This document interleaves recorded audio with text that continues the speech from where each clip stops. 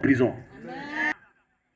Donc quand le démon dit, mon nom c'est Légion, ça veut dire que cet homme était possédé par 6000 démons. Amen. Et on comprend maintenant pourquoi il avait une telle force. Pourquoi il avait rompu les chaînes. Pourquoi il avait rompu des fers. Parce qu'en réalité, il était habité par beaucoup de démons. C'était les démons guerriers. C'était les démons de mort. Alléluia. Regardez là où il dormait. Souvent, notre comportement est à l'image du démon qui nous habite. Souvent, le lieu où on dort là, il y a des gens parmi nous, par exemple, il y a des gens dans la vie, ils aiment la saleté. Ils aiment la saleté. Ils prient même pour ne pas qu'il y ait de l'eau. Pour ne pas se laver. Lorsque tu es habitué, en Côte d'Ivoire on dit tuer cabri.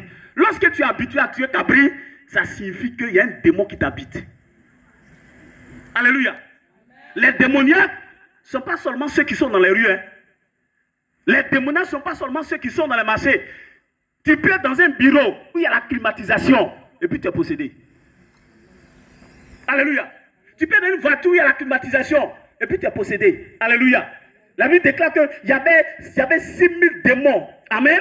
Et nous comprenons pourquoi les gens n'ont pas été capables de le délivrer. Amen, amen. Mais quel que soit le nombre des démons, il a suffi une seule parole de la part de Jésus pour que cet homme soit délivré. Amen. Non, tu ne sais pas de quoi je parle. J'ai dit, il a suffi une seule parole de la part de Jésus pour que cet homme soit délivré. La Bible dit que Jésus l'a menacé. Il dit, sors. Et cet homme a été délivré. Alléluia. Et quand il a été délivré, ceux qui étaient là, ils ont vu ce qui s'est passé. Qu'est-ce qui s'est passé? Ils sont allés dans la ville pour aller dire ce qu'ils ont vu.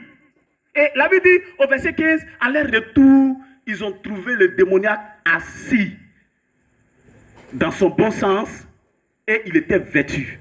Amen. Alléluia. Amen. Ce sont là les conséquences de la délivrance. Amen.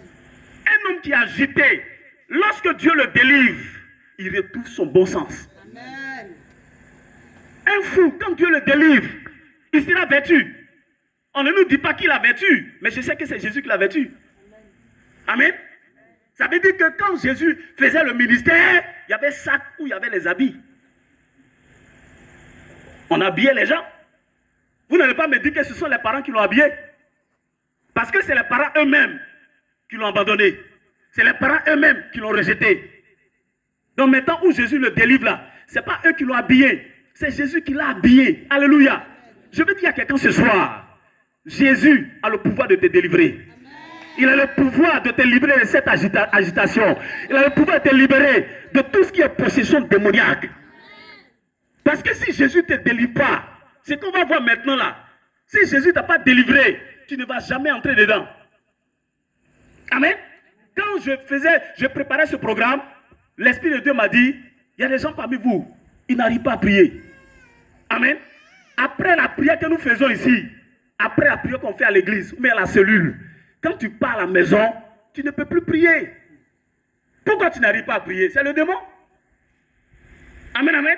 Il y a des gens parmi nous, Dieu m'a parlé de la masturbation. Il vient à l'église, mais c'est masturbe. Et tu as tout fait pour arrêter. Si tu as le courage ce soir-là, tu vas te lever pour que je prie pour toi. Il a tout fait pour arrêter, mais il n'a pas été capable de le faire. Mais tu penses que tu vas arrêter la masturbation parce que tu as pris une décision? La décision ne fait rien. Tu as besoin d'une onction supérieure. Tu as besoin de l'intervention de Dieu. Alléluia. Il y a des gens parmi nous ce soir, et leur problème là, c'est de grosses colères. Femme qui frappe son mari. Amen. Elle frappe son mari. Un homme qui frappe, il bat sa femme chaque jour. Elle est obligée de se maquiller pour sortir. Pour faire semblant. Parce que selon elle, on ne gagne pas foyer. Selon elle, on est chrétien, ou bien on va à l'église. Si je dis aux gens que mon mari m'a frappé, c'est pas bon. C'est pas une bonne image. Laisse-moi te dire ce soir, tu peux te maquiller, mais le démon ne te quittera pas. Le maquillage ne chasse pas un démon. Il y a des femmes qui ont de mauvais caractère. Elles cherchent foyer. Et la solution qu'elles ont trouvée, c'est de faire make-up. Make-up ou même porter les talons de 30 cm qui durcissent votre mollet. Amen, amen. Des mèches avec des dimensions extraordinaires. Mais permettez-moi de vous dire quelque chose. Les mèches ne peuvent pas délivrer du célibat. Le make-up ne fera pas. Alléluia. Regardez les femmes qui ont été mariées, regardez-les. Regardez les femmes qui ont été mariées aujourd'hui. Regardez-les. Les jeunes filles qui sont mariées. Mais quand vous les voyez, vous avez l'impression qu'elles ne méritent pas le mariage. Elles sont très simples. Mais c'est elles qui sont mariées. Vous savez pourquoi? Parce que le mariage ne se trouve pas dans les make-up, mais se trouve dans la grâce de Dieu. C'est Dieu qui donne le mariage.